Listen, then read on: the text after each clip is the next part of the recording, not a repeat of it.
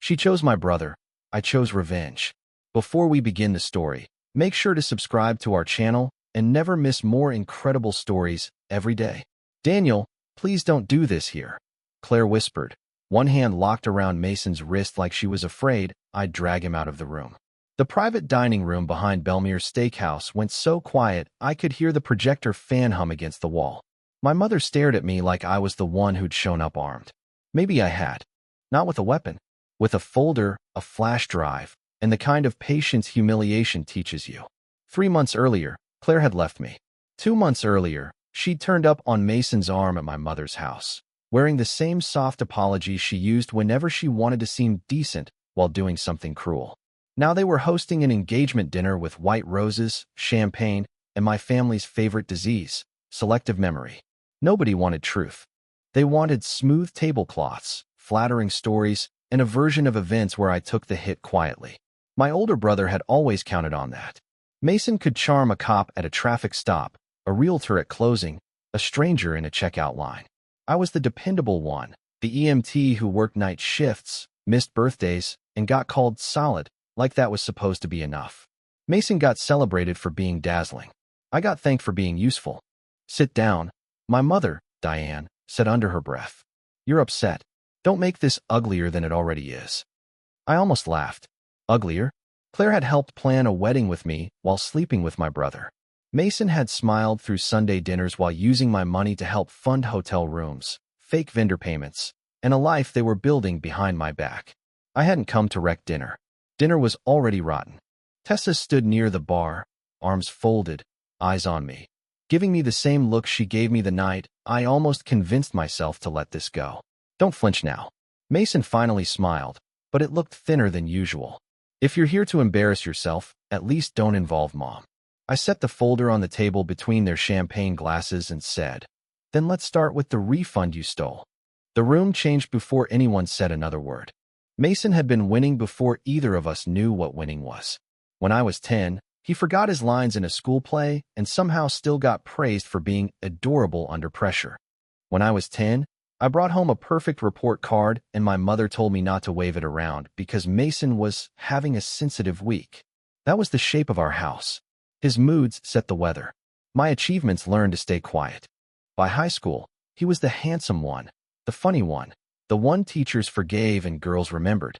I was the one people trusted with spare keys, late pickups, ugly truths. When Mason wrecked his car at 19, my mother called it youthful recklessness. When I skipped one family brunch because I was on a 24-hour shift during paramedic training, she called it selfish. I learned to live around him the way people live around train tracks. You stop noticing the shaking. Then I met Claire. She was standing outside a coffee shop in a rainstorm, trying to hold a broken tote bag together with a bobby pin and pure spite. I offered her my spare hoodie from the ambulance rig because she looked frozen. She laughed, said, "That is either very kind or very serial killer coded," and took it anyway. She made me feel visible in a way I didn't have words for. She remembered little things. The way I hated being called dramatic. The way I ate fries first because I liked them hot. The fact that my job didn't leave room for pretending. When I brought her home the first time, Mason turned on the charm before I finished introductions. "So you're the reason Daniel answers texts now," he said, grinning. Claire smiled politely. "I was told he's impossible to get a hold of." "That's because he dates like he files taxes," Mason said. "Late and with stress." Everyone laughed. Even me. That was the problem. Mason could make theft sound like charisma if he smiled while doing it. Still, Claire squeezed my hand under the table that night, and on the drive home she said, "You know you don't have to disappear every time he walks into a room, right?" I thought loving her might finally teach me how not to. The first red flags were small enough to insult me. Claire started turning her phone face down when we ate dinner. Mason started showing up in places that didn't belong to him, like the downtown venue tour and a cake tasting he claimed he was just driving by. Claire said I was imagining a pattern because wedding planning made people weird. Maybe she was right. I was working overtime, sleeping in 4-hour scraps, and trying to stretch every extra shift into centerpieces, catering invoices, and a honeymoon neither of us had ever taken before. Still, things kept needling me. One night, I walked into our kitchen after a 14-hour shift and found Claire laughing at something on her screen. The second she saw me, She locked her phone. Not gently. Fast. What? I asked. Nothing. That looked like something. She exhaled through her nose. Daniel, not everything is a secret. I stood there in my boots, too tired to argue right, but too awake to let it go. Then why hide it? Because you do this, she said. You walk in already suspicious. Already suspicious. It was a smart phrase. It made me sound preloaded, irrational, almost unfair. Then there were the stories that didn't quite line up. She said she was with her friend Aubrey at a dress appointment, but Aubrey posted from another city that afternoon. Mason claimed he hadn't seen Claire in weeks, then referenced a florist sample she'd shown me only once, in private, at our apartment. A text thread on Claire's iPad vanished overnight, then reappeared on her watch in fragments because the sync failed. One message from Mason read, "Don't worry, he doesn't notice details." I stared at that line so long the screen dimmed. When I asked Claire why my brother was texting her at 12:47 a.m., she didn't even blink. He wanted your jacket size for Christmas. In May? He was joking. God, Daniel. There it was again. Not just denial. Disgust that I'd made her explain herself. I told myself there had to be a decent explanation, because the alternative was too humiliating to say out loud. Then Mason started calling her by the nickname only I used. The first time I felt truly humiliated, it happened in broad daylight with burger smoke in the air and my mother pretending not to notice. We were in her backyard for a family barbecue, the kind Diane threw whenever she needed proof that we were normal. Mason arrived late in sunglasses and a pressed linen shirt like he was entering a campaign event. Claire had ridden with me, but she drifted toward him within 10 minutes, laughing too quickly at his stories, standing too close when he reached for drinks. Every time I looked over, his hand was near the small of her back, not touching exactly, just hovering there like he'd already memorized the distance. I tried to let it pass.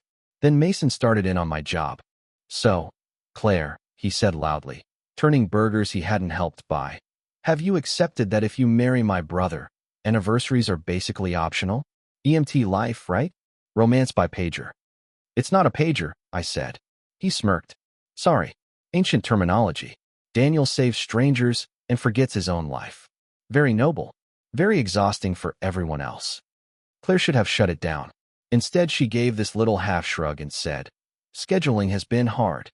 Hard. Like I was a delayed flight, not the man working double shifts to pay for the wedding she kept insisting she wanted." I put my plate down. "You could have told me that privately." Mason lifted both hands. "Relax. We're joking." "I'm not." The yard went still in that fake polite family way, where nobody stops the cruelty, but everyone resents the person naming it. Diane stepped in exactly where I knew she would. "Daniel," she said, warning sharp in her voice. "Not everything needs to become a scene." A scene? I looked at Claire. "He's talking about our relationship like I'm not standing here." Claire folded her arms. "You're being intense." That word hit me harder than it should have. Intense was what people called you when they wanted your pain to be the embarrassing part. Then the front gate buzzed. Tessa glanced toward the driveway. A man in a navy suit stood there holding a thick envelope and asking for Mason by full legal name. I watched my brother's face change for half a second before the smile came back. Claire left me 4 days after the barbecue, and she did it with the same voice people use to cancel a reservation. She was sitting on the edge of my couch when I got home from shift, hands folded, shoes still on, which told me everything before she spoke.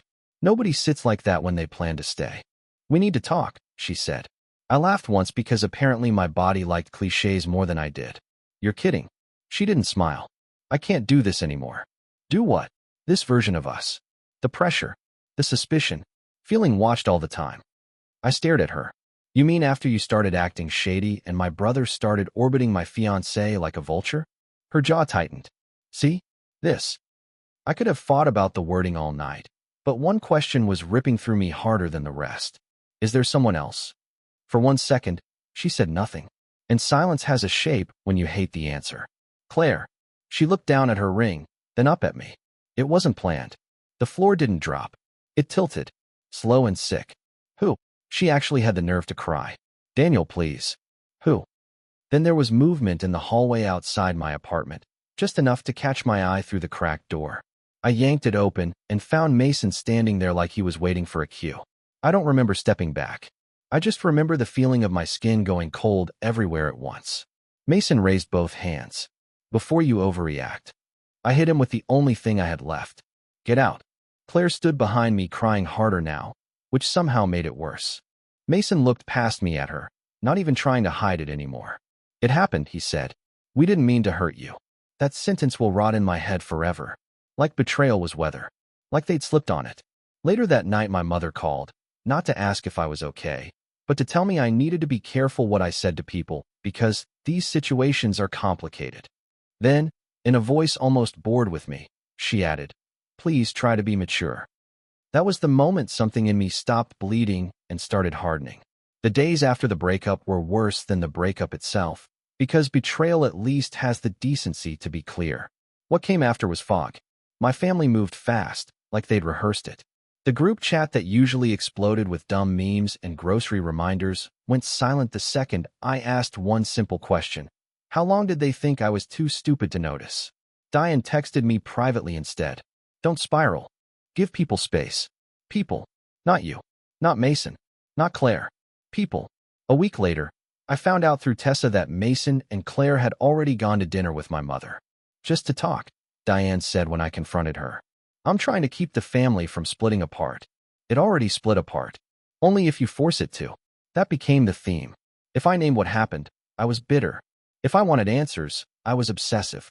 If I didn't show up to Sunday dinner, I was punishing everyone. Mason and Claire started presenting themselves like some doomed love story nobody had intended, which was incredible considering how intentional secrecy actually is.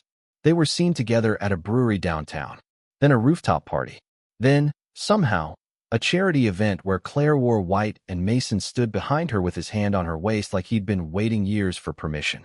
Friends I thought were mine started sending those careful, oily messages people use when they want to stay neutral while standing on your neck. Maybe give it time. Maybe the heart wants what it wants. Don't blow up your whole life over this. Tessa was the only person who spoke to me like I was still sane. She came over with Thai takeout, looked around my apartment at the half-packed wedding stuff, and said, I need you to hear me. You are not crazy, and this did not just happen. I sat on the floor because the couch still smelled like Claire's shampoo. Then why does everyone act like I'm the danger? Because if you're the problem, Tessa said, they don't have to admit they helped hide it. I looked at her then. Really looked.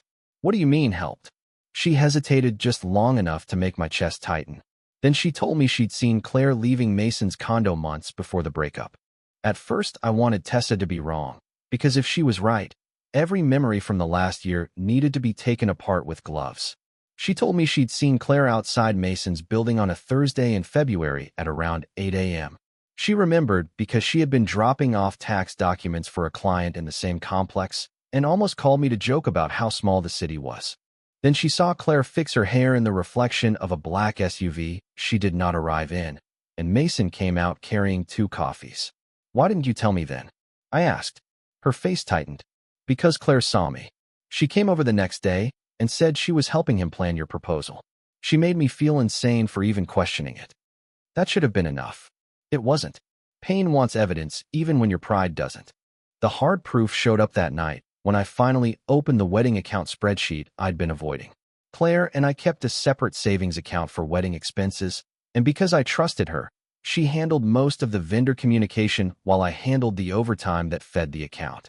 I started cross-checking the spreadsheet against my bank log and found a transfer for $4,800 labeled Floral Final. The florist invoice in our shared folder was only $1,900. I called the florist the next morning from the ambulance bay during shift change. We never received $4,800, the owner told me. Your fiancé switched to a smaller package in March. Final payment was $1,875. I felt my pulse behind my eyes. Are you sure? I'm looking right at it. By lunch I found more. A $612 charge from the Ashcroft Hotel on a date Claire told me she was doing a cake consult. A rideshare receipt from Mason's neighborhood at 11:48 p.m. Charged to the same card we used for vendor deposits. Then the worst one. A partial venue refund for $7,200 issued 3 weeks before Claire left me. Refunded to account ending in 4471. My account did not end in 4471. When I called Claire, she let it ring out. When I called the venue, The coordinator said, "I thought you approved that by email." "I never approved anything." Then she forwarded the email, and my forged signature stared back at me. Once I had one forged email, I stopped thinking like a fiancé and started thinking like an EMT at a wreck scene. Don't panic. Triage first. What's bleeding? What's broken? What can still be saved? Tessa came over with her laptop and a legal pad. We spread everything across my kitchen table: statements, invoice PDFs, hotel receipts, screenshots from old sync devices Claire had forgotten were still linked, and the venue email chain. The more we checked, the worse it got. Claire had created a nearly identical email address to mine, swapping one letter in my last name. If you weren't looking for it, you'd miss it. She used it to request the venue refund and to confirm a reservation at the Ashcroft under the name C. Mercer, Claire's maiden name. "Okay," Tessa said, tapping the paper. "So either this is a bizarre coincidence, or your ex-fiancé is both a liar and stupid." I managed a laugh that sounded injured. "Don't insult stupid. We called the hotel. They wouldn't give us much, but they did confirm the reservation had been prepaid with a card ending in 4471. Same refund account, same date as the fake cake consult.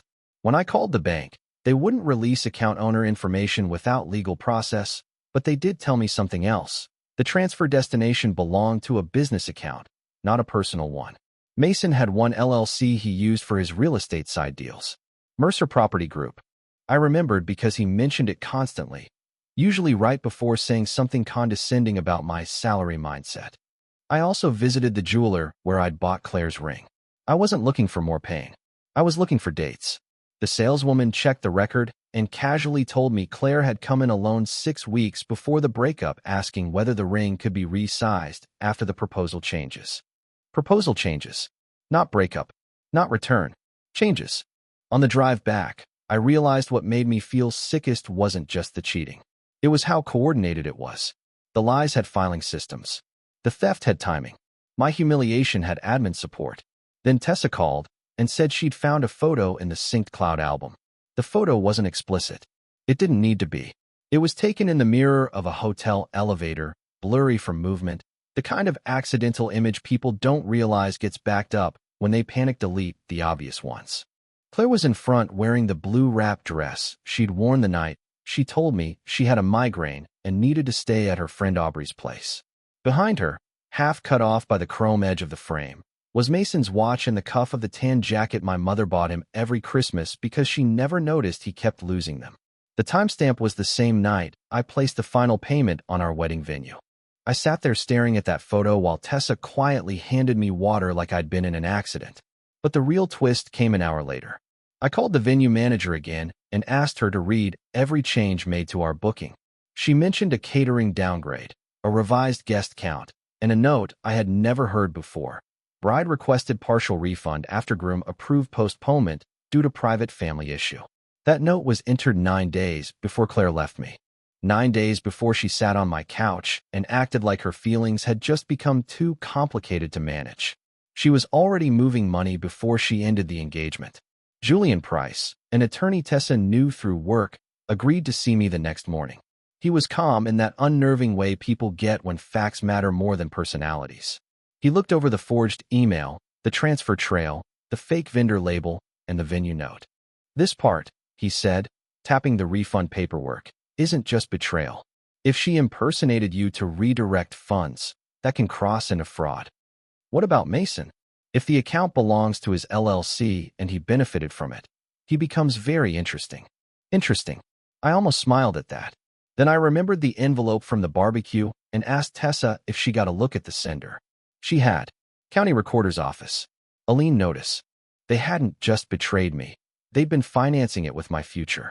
Julian told me 2 things I didn't want to hear and 1 thing I needed. The first was that humiliation is not a crime. Cheating with your brother, lying to your face, and letting your family help stage manage your pain might make you morally radioactive, but it doesn't automatically make the police care. The second was that if I stormed into Diane's house waving screenshots, Claire and Mason would deny everything, delete what remained, and turn me into the unstable ex before any real process could start. The third was this: if you want consequences, stop arguing and start preserving. So that's what I did. Julian helped me file requests for official bank records and advised me to communicate only by text or email. Tessa made copies of the synced photos and metadata. I downloaded account logs showing access to the wedding folder from Mason's condo Wi-Fi on nights I was working. I requested an itemized statement from the venue and got confirmation that the refund account name could be released if subpoenaed. The jeweler gave me a dated note confirming Claire's visit about proposal changes. I even pulled rideshare receipts from my card archive and matched them to nights Claire said she was elsewhere.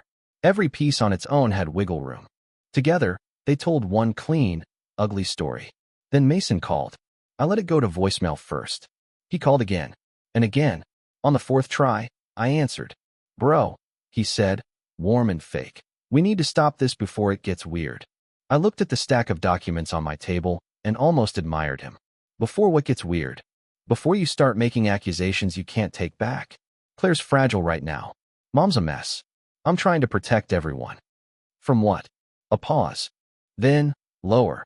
From you doing something stupid over money that was going to be wasted anyway. There it was. Not apology. Not shame. Ownership.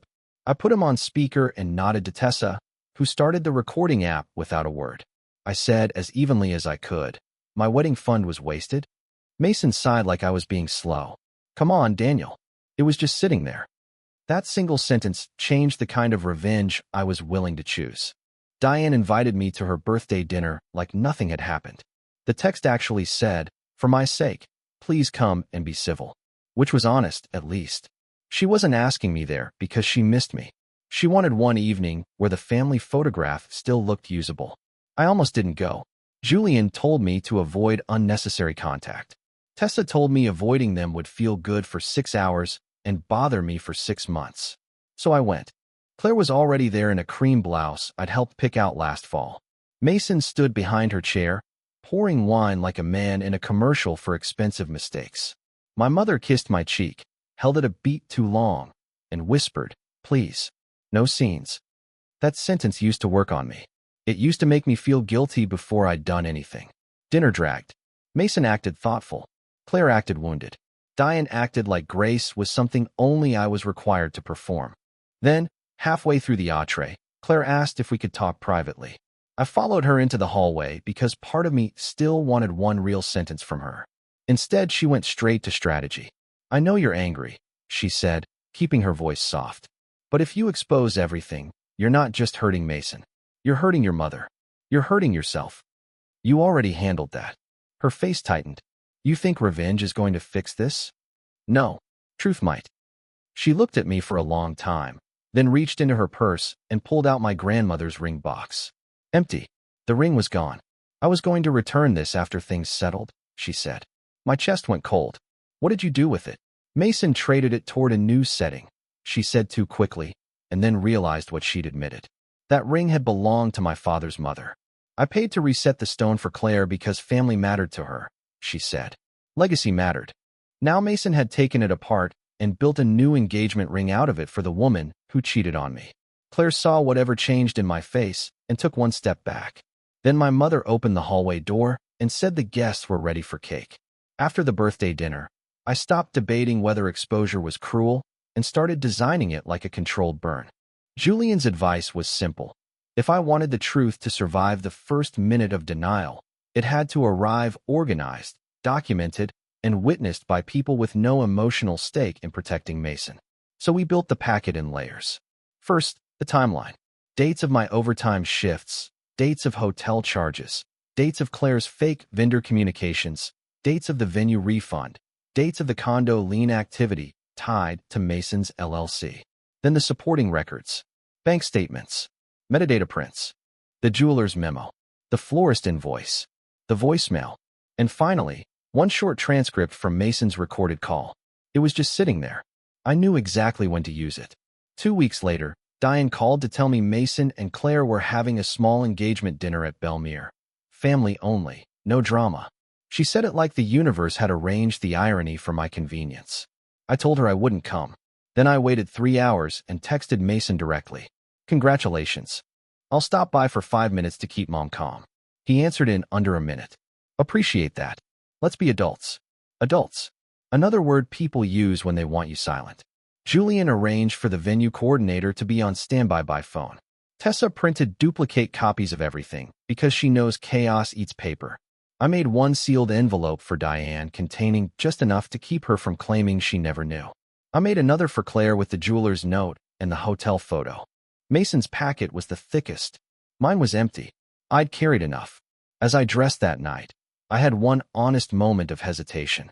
Not because they deserved mercy, because exposure is irreversible, and I knew I would never get my family back in the shape I still missed. Tessa must have seen it on my face. "Say it," she told me. "I don't know if this makes me better than them." She took my keys, pressed them into my hand, and said, "It doesn't have to." Then we drove to Belmere, and I saw the private room glowing through the glass. When I said, "Let's start with the refund you stole," Claire actually laughed, which told me she still thought charm could outrun paperwork. Mason leaned back in his chair. "You're delusional." "Great," I said. "Then this should be easy." I connected the flash drive to the projector Belmere used for corporate dinners. The first image on the wall was the fake email account beside my real one. One letter off. Same signature block. Same profile photo Claire had cropped from my LinkedIn. Beneath it was the venue refund request redirecting $7,200 to account ending in 4471. Diane stood up so fast her chair scraped. "Daniel, stop this." "No," Tessa said from the back of the room. First time she'd spoken. "He's finally starting." Claire's face changed when the next slide came up. Florist invoice. Actual total highlighted. Then the bank transfer labeled floral final for $4,800. Then the hotel receipt. Then the elevator photo. Then the metadata. Mason pushed away from the table. "A photo proves nothing. That's why I brought more than one thing." I handed Diane her envelope. I handed Claire hers. I handed Mason the packet with the county lien notice attached behind the transfer trail into Mercer Property Group. He flipped pages fast at first, then slower, then not at all. Julian, on speakerphone from my cell, calmly confirmed that the forged venue authorization and redirected funds were under review and that preserving evidence mattered. The room stopped being family theater and started feeling like gravity. Claire tried first. "I never forged anything. I just handled logistics because Daniel never had time." "You used my name," I said. "You moved my money before you even ended the engagement." Mason snapped then, the mask finally slipping in public. "Because somebody had to think practically. That deal was temporary. I was going to put it back." Diane turned toward him like she'd misheard a language she was supposed to speak. "Put back what?" she asked. He realized too late what he'd admitted. I played the voicemail last, because cruelty deserves its own voice. It was just sitting there. Nobody in that room could pretend anymore after that. The fallout started before dessert hit the table. Claire locked herself in the restroom for 20 minutes and came out with her mascara fixed and her voice gone cold. Mason tried anger first, then bargaining, then the old family trick of acting insulted by accountability. It didn't land. Belmere management quietly asked us to wrap up. Diane sat there staring at the packets like paper could bruise. By the next morning, the engagement dinner had become an earthquake with aftershocks. Julian filed what needed filing. The bank froze movement connected to the disputed transfer. The venue coordinator submitted her documentation. The jeweler, once informed that the center stone for my family ring was tied to a contested engagement, paused the redesign and flagged the order. Mason called me 7 times and left one message telling me I was destroying everyone over a misunderstanding. Claire sent a 3-paragraph text insisting she had never meant to steal from me, only to protect what was already unraveling. She still wrote like she was applying for sympathy instead of answering for fraud. Family reaction split right down the middle, exactly where cowards like it. Diane cried and said she had only wanted peace, which is a beautiful word for passivity when someone else pays the price. 2 relatives I barely spoke to suddenly found religion about forgiveness. Tessa blocked 3 people before lunch. No one defended Mason publicly after the voicemail surfaced, but some of them still defended the fantasy of him. I paid a price too. Word got around faster than I wanted. One of the paramedics on my shift asked if I was okay in that careful tone people use when they've heard enough gossip to feel entitled to concern. I snapped at him and felt bad immediately. Sleep got ugly. Food tasted like cardboard. Vindication didn't feel triumphant so much as clean. like finally draining an infected wound. 3 days later, Diane came to my apartment alone. No perfume, no script. She looked older than she had at the dinner. I didn't know it was that bad, she said. I believed she hadn't known every detail. I also knew that wasn't innocence. Then she asked the one question that told me she still hadn't learned enough. She stood in my kitchen holding a mug she didn't drink from and asked, "Is there any way you can make this smaller? Not undo it. Not fix it. Smaller." I looked at my mother and finally understood something that therapy later helped me put into words. Some people are so afraid of conflict that they will call your silence kindness and your pain inconvenience. Diane didn't need a villain-free version anymore. She needed a survivable one. "No," I said. "I'm not making myself disappear so other people can stay comfortable." She cried. I didn't. That was new. What happened after that wasn't cinematic. It was paperwork, distance, and the slow, unglamorous work of not letting betrayal become your whole personality. Julian handled the legal side. Some money was recovered. Some wasn't. Mason sold the condo deal he was trying to prop up and blamed me for the loss, which almost made me laugh. Claire moved across town and sent one last message saying she hoped someday I'd remember the good parts of us. I deleted it without answering. Good parts don't cancel hidden hotel receipts and forged authorizations. I started therapy because revenge can expose truth, but it cannot teach your nervous system the difference between danger and memory. I changed passwords, closed the wedding account, boxed up everything with our names on it, and gave my grandmother's empty ring box to Tessa for safekeeping until I could look at it without shaking. I picked up extra shifts for a while, then stopped using work as anesthesia. I started running again before sunrise, not because it made me noble, but because forward motion helped. Diane and I speak now, but only inside boundaries she used to call harsh. Mason and I do not speak at all. That is not tragedy. That is architecture. Here is the practical thing I learned. When someone betrays you, write less, save more.